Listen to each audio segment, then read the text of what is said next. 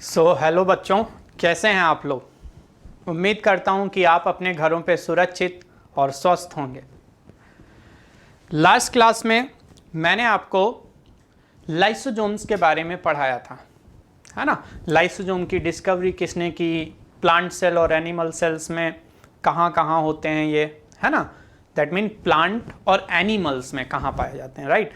Then उसके बाद मैंने बायोजेनेसिस ऑफ लाइसोसोम्स की बात की थी एंड लाइसोसोम्स के पॉलीमॉर्फिक नेचर को मैंने एक्सप्लेन किया था, जिसके अंदर मैंने बताया था कि लाइसोसोम्स के 4 टाइप होते हैं, है ना। इसके बारे में हमने डिटेल में डिस्कस किया था। प्राइमरी लाइसोसोम, सेकेंडरी लाइसोसोम्स जिन्हें हम हेट्रोफैगोसोम्स और डाइजेस्टिव वैक्यूल भी कहते हैं, ठीक है, और टर्सरी लाइसोसोम जिन्हें हम रेजिडुअल बॉडीज कहते हैं। एंड 4 डिग्री लाइसोसोम्स नहीं होता है, क्या होता है, ऑटो लाइसोसोम जिन्हें हम ऑटोफैगोसोम्स, ठीक है, या फिर उन्हें हम ऑटोफेजिक वैक्यूल्स कहते हैं। बात क्लियर। अब आज मैं आपको डायग्राम के थ्रू, है ना, डायग्राम के थ्रू टाइप्स ऑफ लाइसोसोम और उनके फंक्शन क्लियर करता हूं, ठीक है। तो बहुत आपको आज और भी ज़्यादा लाइसोसोम्स के टाइप्स और उनके फंक्शंस क्लियर होंगे, ठीक है। फिर फाइनली हम एक तरफ सारे फंक्शंस लिस्ट आउट कर लेंगे और ये टॉपिक ओवर हो जाएगा। चलिए, तो ये मान लेते हैं बेटा सेल है, राइट, दिस इज सेल, है ना। ये रही उसकी प्लाज्मा मेम्ब्रेन, है ना। और ये यहाँ पे बायोजेनेसिस का भी पार्ट आपको क्लियर हो जाएगा। सी क्या होता है, रफ एंडोप्लाज्मिक रेटिकुलम्स, ठीक है, स्मूथ एंडोप्लाज्मिक रेटिकुलम, यहाँ से एंजाइम्स बनेंगे, है ना। एसईआर के वेसिकल्स के अंदर वो एंजाइम्स पैक हो जाएंगे और क्या बना देंगे, एंडोजोम्स, है ना, जिसके अंदर इनएक्टिव हाइड्रोलिटिक एंजाइम्स होते हैं। ये पास होंगे गोल्जी बॉडी से और गोल्जियन वेसिकल के साथ, गोल्जियन वेसिकल के साथ मिलके क्या बनाएंगे, प्राइमरी लाइसोसोम, है ना, ये बना दिए, है ना, जिसके अंदर क्या है, हाइड्रोलिटिक एंजाइम्स। ये क्या बन गया, प्राइमरी लाइसोसोम। बात क्लियर, हाँ या ना।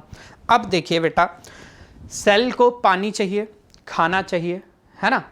तो सेल के अंदर पानी जब आता है उस प्रोसेस को क्या कहते हैं, पिनोसाइटोसिस, है ना। तो ये है, ब्लू कलर से बना लेते हैं पानी को, है ना। ये सपोज सेल के अंदर लिक्विड, कोई भी लिक्विड मटेरियल या पानी कह सकते हो, है ना। तो सेल के लिक्विड मटेरियल के इंटेक को क्या बताया था मैंने, इसको क्या कहते हैं, पिनोसाइटोसिस कहते हैं। क्या कहते हैं बेटा, पिनोसाइटोसिस, मतलब intake of liquid material by the cell, है ना। कैसे हो रहा है आपको क्लियर कट दिखाई दे रहा है। प्लाज्मा मेम्ब्रेन अंदर की तरफ फोल्ड हुई, है ना, और पानी उसके अंदर गया और ये फिर वेसिकल्स के फॉर्म में अलग हो जाएगा, है ना। और ये पानी है, इसके अंदर कोई भी लिक्विड मटेरियल है, पानी बोल लो, लिक्विड मटेरियल बोल लो, ठीक है। और अब इसे हम क्या कहेंगे, पिनोजोम कहेंगे। क्या कहेंगे बेटा, ये बन गया पिनोजोम। बात क्लियर, हाँ या ना। अब इसको खाना भी तो चाहिए, है ना, सेल खाना भी खाएगी एनर्जी के लिए, जैसे हम खाते हैं, ठीक है। तो ये इसके अंदर फूड गया, सेल प्लाज्मा मेम्ब्रेन ने फूड को इनटेक किया और ये फूड है, और इस प्रोसेस को क्या कहते हैं बेटा, फैगोसाइटोसिस, है ना। खाना खाने की प्रोसेस को क्या कहते हैं, फैगोसाइटोसिस। बात क्लियर। और ये जो वेसिकल जब अलग होगा तो इसे क्या बना लेगा, फैगोजोम। क्या बन जाएगा ये, दिस विल कॉल्ड एज फैगोजोम। क्या है ये बेटा, फैगोजोम। तो ये पिनोजोम जिसके अंदर वाटर है और फैगोजोम जिसके अंदर फूड है, जब ये प्राइमरी वेसिकल के साथ फ्यूज होंगे तो ये सब क्या बनाएंगे बेटा, सेकेंडरी लाइसोसोम, है ना। ये बन जाएगा सेकेंडरी लाइसोसोम, है ना। अब इसके अंदर खाना पानी जो भी प्राइमरी लाइसोसोम के साथ फ्यूज होता है, और ये उसके एंजाइम्स, और ये एंजाइम्स क्या करेंगे, जो फूड है उसके ऊपर या जो लिक्विड मटेरियल है उसके ऊपर वर्कआउट करेंगे और एनर्जी बनाएंगे, ठीक है। तो ये प्राइमरी लाइसोसोम के साथ मिलके बना सेकेंडरी लाइसोसोम। जब ये प्राइमरी लाइसोसोम से फ्यूज होगा तो ये क्या बनाएगा, सेकेंडरी लाइसोजोम। बात क्लियर, हाँ या ना। अब एक चीज और, ऑटोफैगोजोम। ये क्या है, ऑटोफैगोजोम, ऑटोफैगोजोम। बात क्लियर। ऑटोफैगोजोम्स क्या होता है, मैंने बताया था बेटा, ये ऐसे लाइसोजोम्स होते हैं जिसके अंदर क्या होते हैं, digested worn out cell organelles होते हैं। तो मान लेते हैं इसने माइटोकॉन्ड्रिया को डाइजेस्ट किया और ये कोई और सेल ऑर्गेनल। अब ये भी प्राइमरी लाइसोजोम्स के साथ फ्यूज होकर क्या बनाएगा, सेकेंडरी लाइसोजोम। एंड जब जो इसके अंदर मटेरियल है वो डाइजेस्ट हो जाएगा, बचेगा वेस्ट, तो यही क्या कहलाएगा आगे चल के, अब इसको ब्रेक डाउन होता हुआ दिखा देते हैं, ठीक है। ये कहलाएगा 3 डिग्री लाइसोजोम। और मैंने क्या बताया था कि अगर बेटा 3 डिग्री लाइसोजोम्स सेल के अंदर इकट्ठा होते हैं लिपोफसिन ग्रेन्यूल्स के फॉर्म में, तो ये क्या करेंगे, डिजीजेस, भयंकर डिजीजेस, बहुत मतलब घातक बीमारियां करेंगे इंसान के अंदर। बताया था, नाम बताया था, याद है, गाउचर्स डिजीज, टे सेक्स डिजीज, पॉलीनेफ्राइटिस, हेपेटाइटिस। तो इसीलिए क्या है, सेल को इसे बाहर निकालना ही होगा। तो ये वैक्यूल प्लाज्मा मेम्ब्रेन के साथ फ्यूज होगा और बस्ट हो जाएगा और ये वेस्ट रिलीज हो जाएगा, है ना, वेस्ट रिलीज। और इस प्रोसेस को क्या कहते हैं, एक्सोसाइटोसिस। तो देख लो बेटा, सब कुछ क्लियर हो गया। ये इस डायग्राम में क्या दिखाया गया है, types of lysosome and their function, ठीक है। लेकिन एक बार हम फिर से इसके फंक्शंस अलग से देख लेते हैं। आई होप कि आपको समझ आ गया होगा। समझ आ गया है तो छाप लो, फिर आगे बढ़ते हैं, ठीक है। चलिए अब हम देखेंगे इसके फंक्शंस देखेंगे, ठीक है। लिख लिया सबने, हाँ या ना, ओके।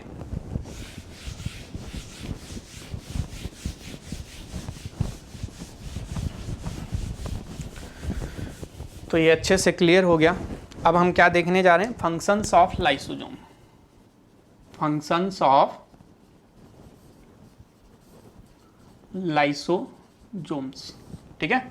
देखिए बेटा, पहला जो फंक्शन है इसका वो क्या है, हेट्रोफैगी, है ना। हेट्रोफैगी क्या मतलब है, हेट्रोफैगी का मतलब, है ना, फैगी मतलब खाना, हेट्रो मतलब डिफरेंट। मतलब लाइसोजोम्स क्या है, अगर किसी different material, that mean foreign material को डाइजेस्ट करते हैं तो वो क्या कहलाएगा, हेट्रोफैगी। हेट्रोफैगी क्या है, यानी क्या हुआ, डाइजेशन ऑफ फॉरेन मतलब बाहर का, फॉरेन मटेरियल्स किसके द्वारा, लाइसोजोम्स के द्वारा, वो कहलाता है हेट्रोफैगी। और ये फॉरेन मटेरियल फूड हो सकता है या फिर पैथोजन हो सकता है। बात क्लियर, हाँ या ना। देन दूसरा जो फंक्शन है इसका वो है ऑटोफैगी। ऑटोफैगी क्या होता है, ऑटोफैगी बेटा, ऑटो मतलब सेल्फ, मतलब यहाँ पे ऐसे लाइसोजोम्स जो क्या है, सेल के worn out old cell organelle को डाइजेस्ट करें, खुद की सेल के, है ना, तो वो कहलाता है ऑटोफैगी। तो digestion of worn out cell organelles, है ना, पुराने सेल ऑर्गेनल्स को डाइजेस्ट करने की जो प्रक्रिया होती है उसे ऑटोफैगी। यानी heterophagy is the one function, autophagy is the second function of lysosome. And ऐसे लाइसोजोम्स जो हेट्रोफैगी भी करते हैं और ऑटोफैगी भी करते हैं उन्हें क्या कहते हैं, एम्बी लाइसोजोम। एम्बी मतलब बोथ, है ना, बेसिक टर्मिनोलॉजी मैंने आपको पहले ही पढ़ा दी है। और हाँ, जिन बच्चों ने बायो के बेसिक टर्मिनोलॉजी के लेक्चर्स नहीं देखे हैं उन्हें मैं सजेस्ट करता हूँ कि जितनी जल्दी पॉसिबल हो सके बायो की बेसिक टर्मिनोलॉजी के जो इनिशियल लेक्चर्स हैं हमारे यूट्यूब चैनल पे उन्हें ज़रूर देखें, बहुत फ़ायदा होगा आपको, है ना। तो यहाँ पे हम नोट करके लिख लेते हैं, Aamby lysosome.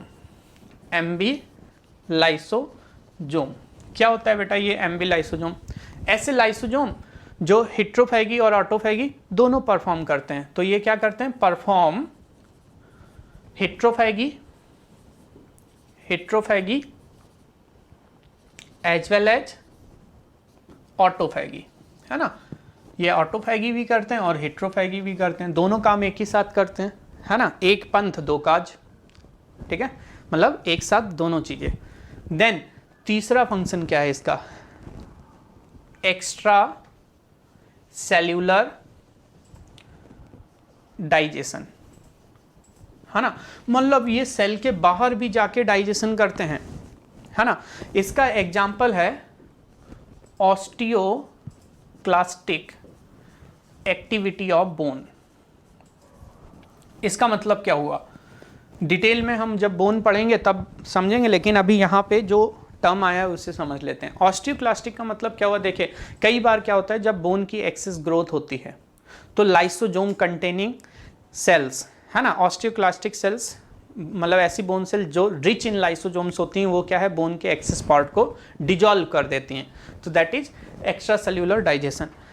Then crinophagy, crinophagy, crino कुछ सुना सुना लग रहा है ना, क्राइनो एंडोक्राइन, है ना, हार्मोन से रिलेटेड।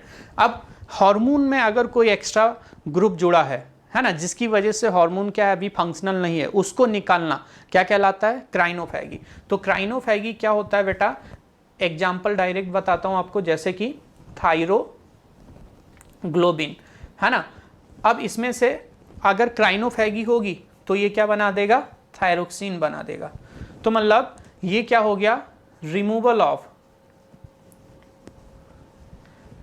एक्सेसिव ग्रेन्यूल्स, है ना, फ्रॉम हार्मोन, है ना। हार्मोन से एक्सेसिव ग्रेन्यूल्स निकालने का जो प्रोसेस होता है उसे क्राइनोफैगी कहते हैं। बात क्लियर, हाँ या ना। चलिए इतने फंक्शन समझ आ गए, बहुत अच्छी बात है, इसे लिखो, फिर बाकी के फंक्शंस देखते हैं, ठीक है, लिख लिया ना। चलिए तो आगे बढ़ते हैं। देखो अब हम आगे फंक्शन देखेंगे। कई बार सेल्स में बेटा ऐसी सिचुएशंस आती हैं, है ना, आप कह सकते हो इमरजेंसी सिचुएशंस, जिसमें क्या है लाइसोजोम फट जाता है पूरा का पूरा सेल के अंदर ही, और वो कंप्लीट सेल डिस्ट्रॉय हो जाती है ना। इसको हम क्या कहते हैं, ऑटोलाइसिस। सी बच्चों को ज़्यादातर कन्फ्यूजन होता है हिट्रोफैगी क्या है, ऑटोफैगी क्या है और ऑटोलाइसिस क्या है। तो ऑटोलाइसिस क्या है, digestion of complete cell. Complete cell कब डाइजेस्ट होगा, due to busting of lysosome within the cell, जब सेल के अंदर लाइसोजोम फट जाए, है ना, क्लियर। तो वो क्या कहलाता है, फिफ्थ फंक्शन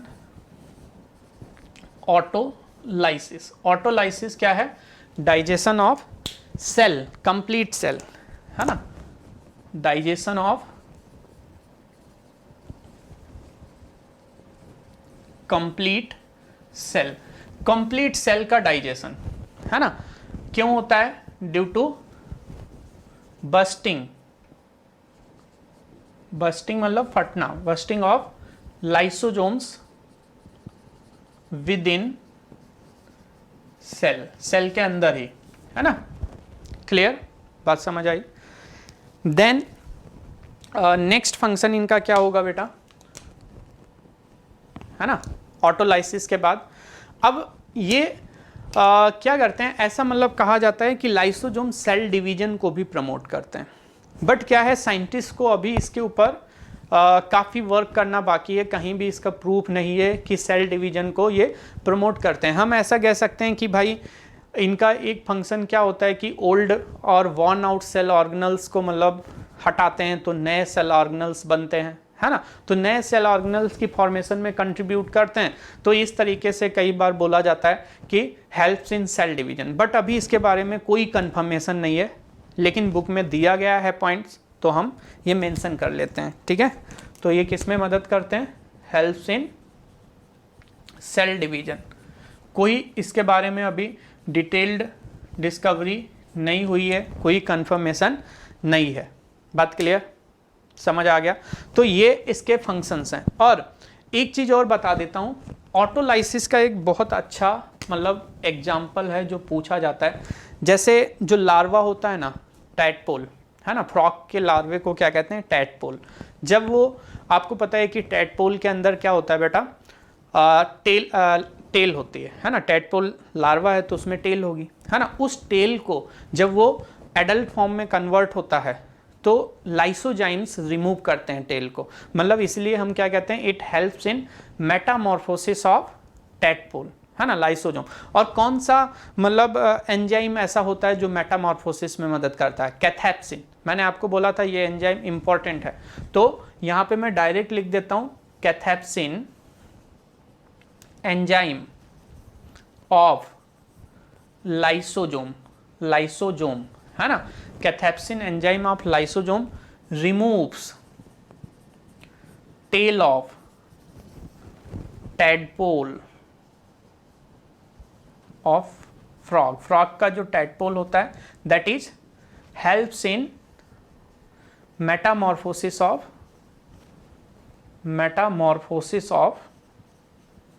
फ्रॉग। ये फ्रॉग की मेटामॉर्फोसिस में मदद करता है। बात क्लियर, हाँ या ना, समझ आ गया। और एम्ब्रियो में जो एक्सेस पार्ट्स होते हैं, जैसे कि एम्ब्रियो के अंदर क्या होता है, ये फिंगर्स आपस में जुड़ी होती हैं और इन फिंगर्स के बीच जो एक्सेस सेल्स होती हैं उनको भी ये क्या करता है, लाइसोजोम ही डिजॉल्व करता है।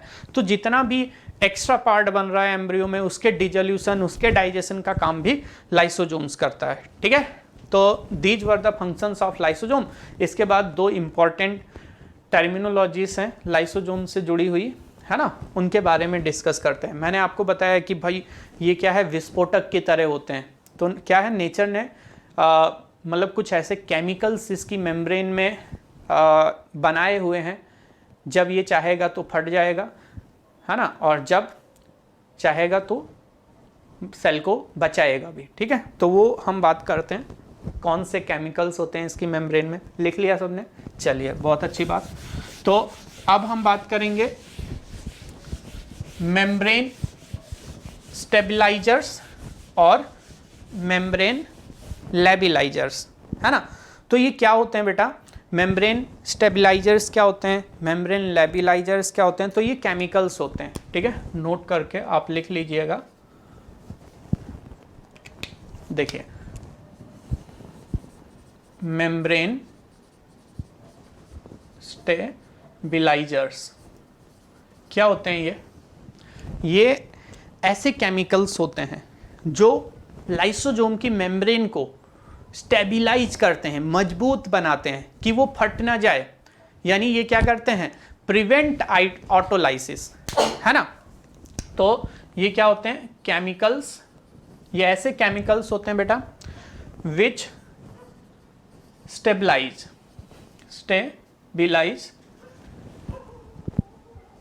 लाइसोजोमल